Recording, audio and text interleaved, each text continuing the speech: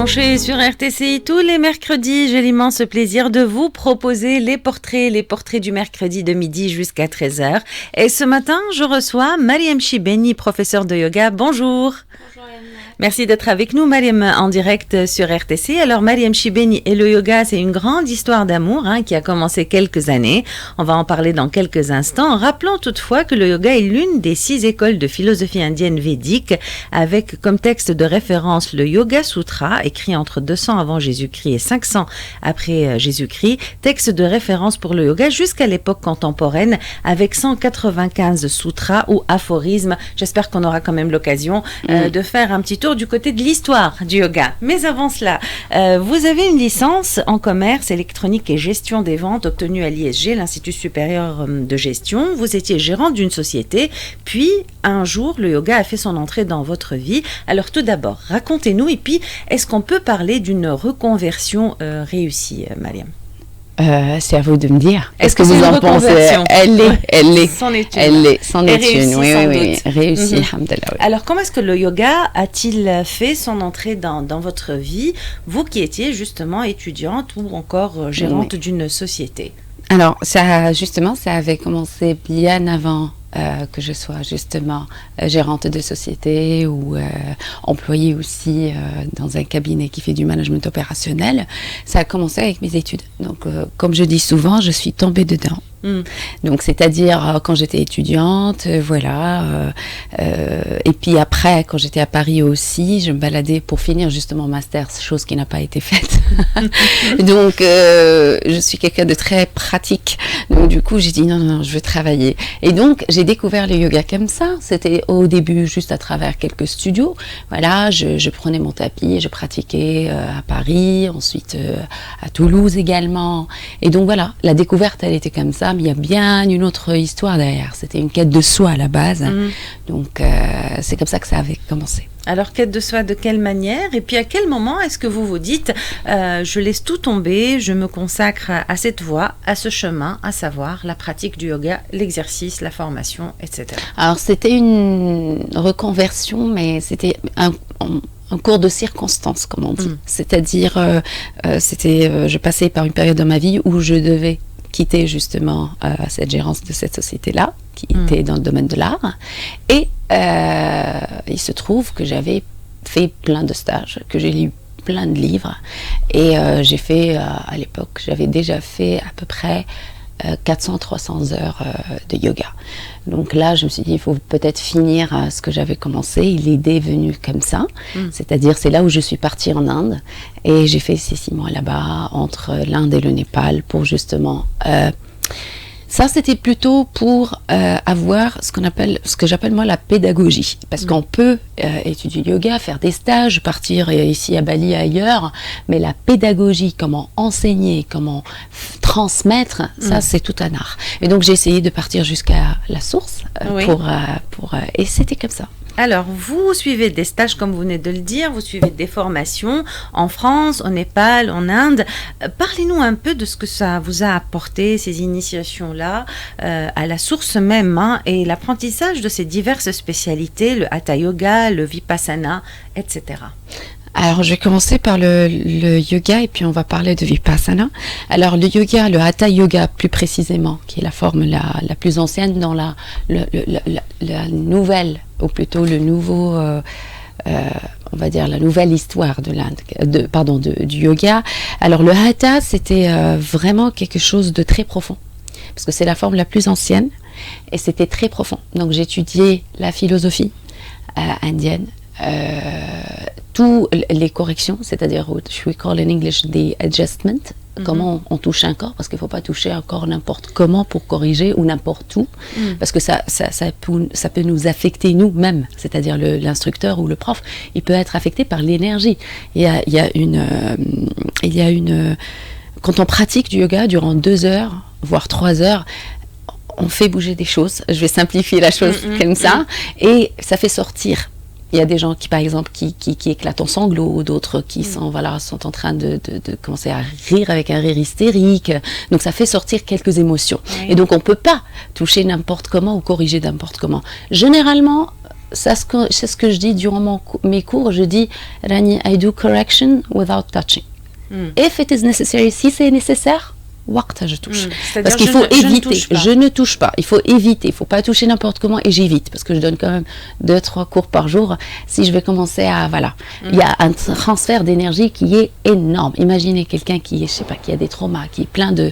Et nous, et c'est pour cela d'ailleurs, une des choses que j'ai appris en Inde, c'est après un cours, généralement, on fait couler de l'eau froide, une douche et de l'eau froide sur le chakra coronal. Justement parce que l'eau, elle fait pour dégager tout ce qu'on avait reçu. Parce qu'en tant que prof sur une estrade ou même en train de corriger, on capte tout. Et donc, c'est quelques petites... voilà. Que ils font couler de l'eau sur le formateur ou sur ceux qui pratiquent? Non. Quand tu rentres, tu finis ta journée en tant que instructeur de yoga, il faut prendre une douche froide. En tout cas, les 5 dernières minutes, il faut que ça soit de l'eau vraiment froide sur la fontanelle. On se lave de ce qu'on avait reçu. Voilà. Alors, j'aimerais qu'on s'arrête quand même un peu sur ce voyage en Inde. Comment ça s'est passé? Est-ce que c'était un choc pour toi, un choc émotionnel, un choc culturel? Enfin, l'Inde, c'est quand même l'Inde. C'est quand même l'Inde. Et oui. Alors, et pour un prof de yoga, doublement. Oui. Alors, raconte-nous un tout petit peu ce voyage. Voilà, ce voyage, il était... c'était ce que j'appelle un solo traveling, c'est-à-dire je voyageais seule.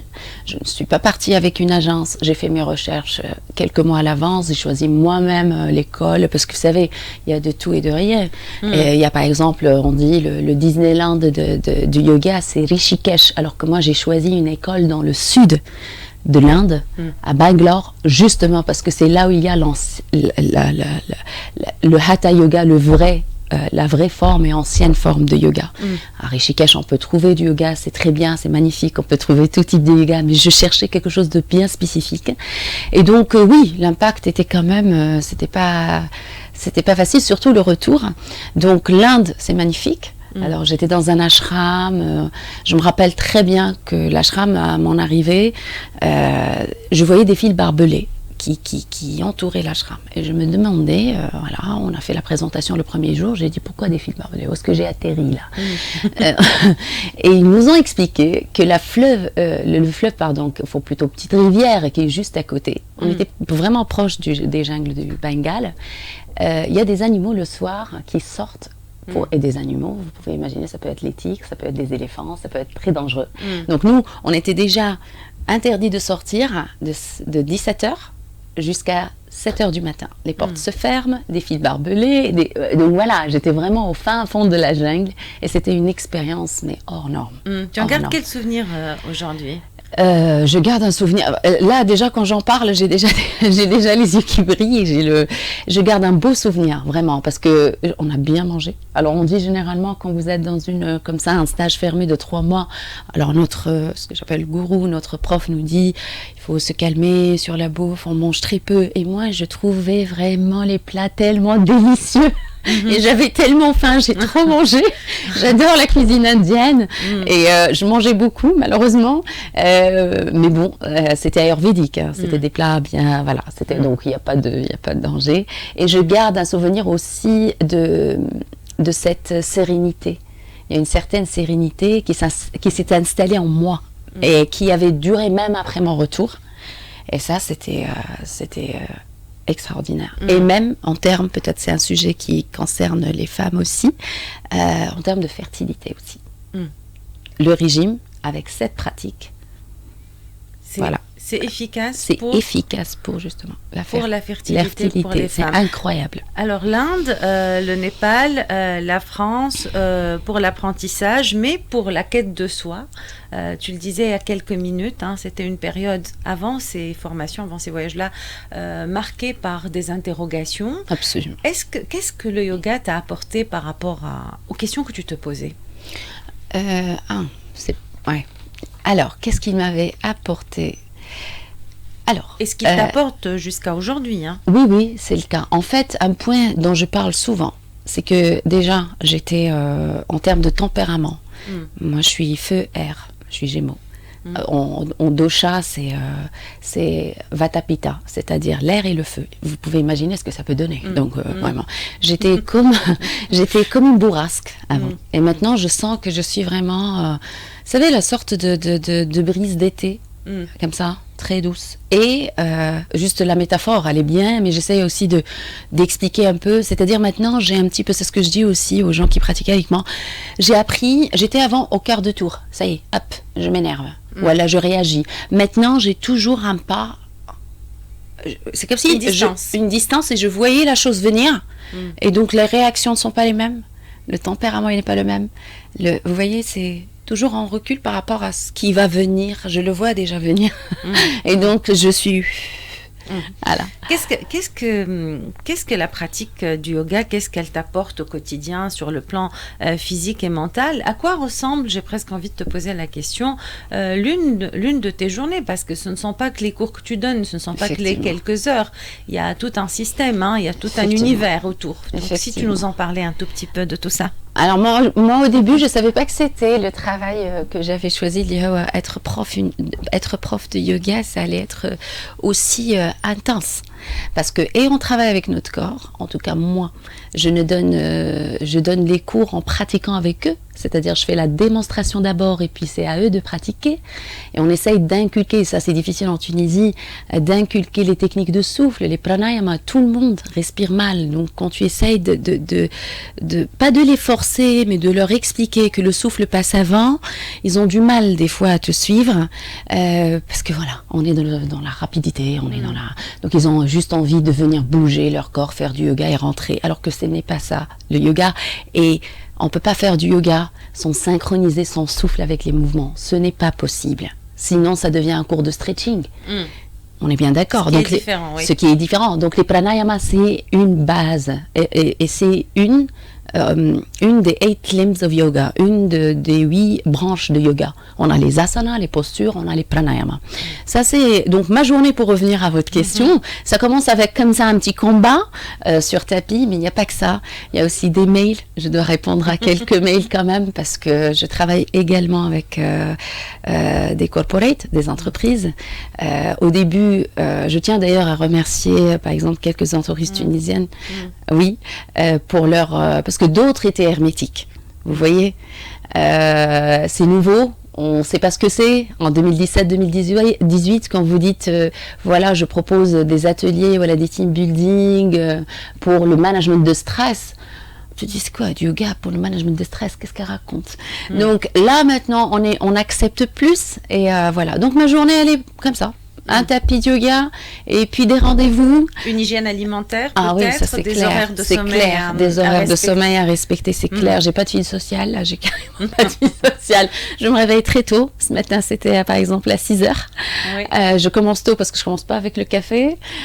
Donc il y a d'abord. Tu commences avec quoi alors? Ah ben voilà, je commence, bonne question. Je commence toujours avec une décoction pas toujours, mais c'est des cures.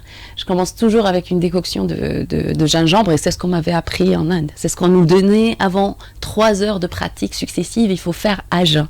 Donc on remplissait nos gourdes d'un litre à litre et demi et c'est ce qu'on fait. De l'eau tiède, une décoction de gingembre et ça permet ça a des effets mais innombrables.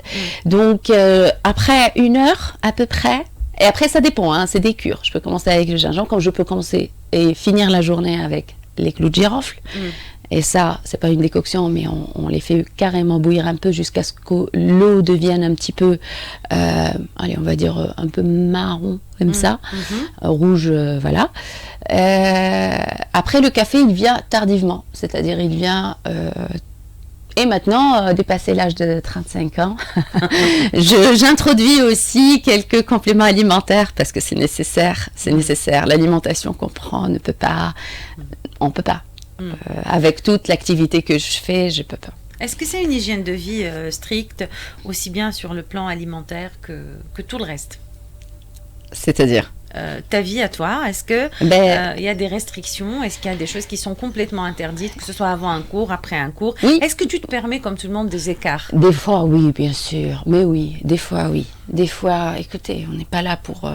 Des fois, je me dis, voilà, par exemple, si je suis invitée à un mariage, une petite coupe, voilà, là, ça passe. Mais non, mais généralement, une journée, voilà, durant la semaine, non, c'est strict. Je ne sors pas. Pratiquement, vous voyez. Et ce choix de vie te convient, te satisfait? Pour l'instant, ça me plaît. Pour l'instant, des fois, je me dis, j'ai pas de vie sociale et j'en ai besoin, surtout après, voilà, que j'ai perdu mon chien parce que je partageais ma vie avec un chien et ça remplit beaucoup une vie.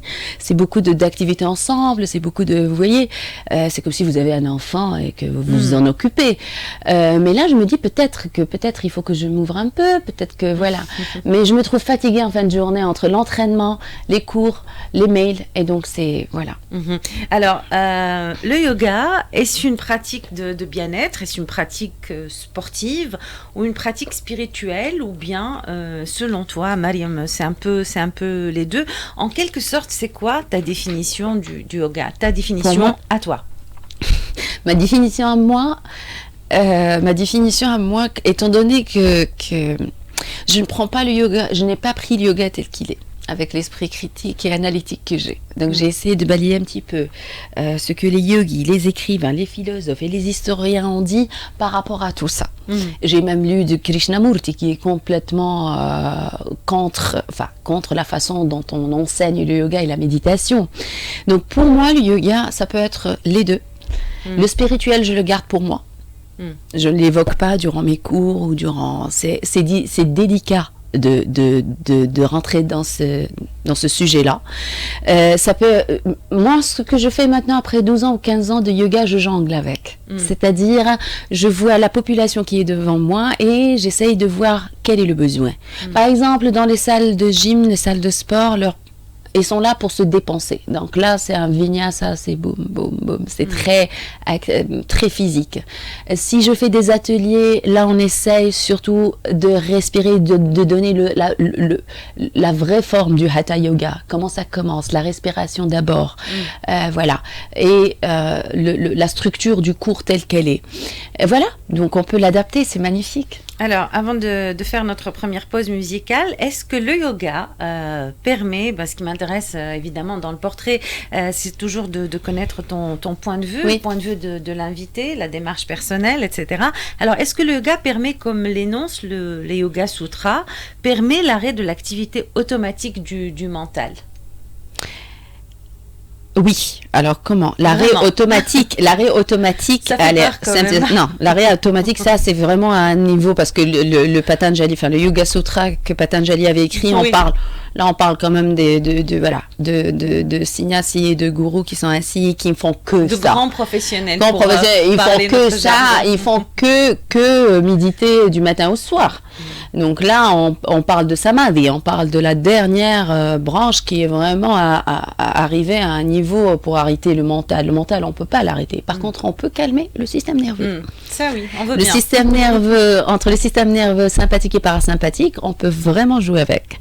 Et l'outil puissant, c'est le souffle et c'est les pranayama. Et c'est pour cela, moi, je m'amuse à le faire. Ça m'amuse, exactement. Tout passe par la respiration. Tout passe par la respiration. Ça a un impact direct sur le nerf vague et sur le système nerveux central. Alors, on va respirer ensemble en musique cette fois-ci. Et puisque c'est le principe de l'émission, c'est l'invité à chaque fois, tous les mercredis, qui propose sa playlist. Charles Aznavour, je te laisse nous présenter le titre, je te laisse nous présenter L'amour. L'amour, c'est comme un jour. Exactement. Effectivement. Alors pourquoi ce choix, Mariam? On en parlera après. On en parle après, allez, on respire. Merci.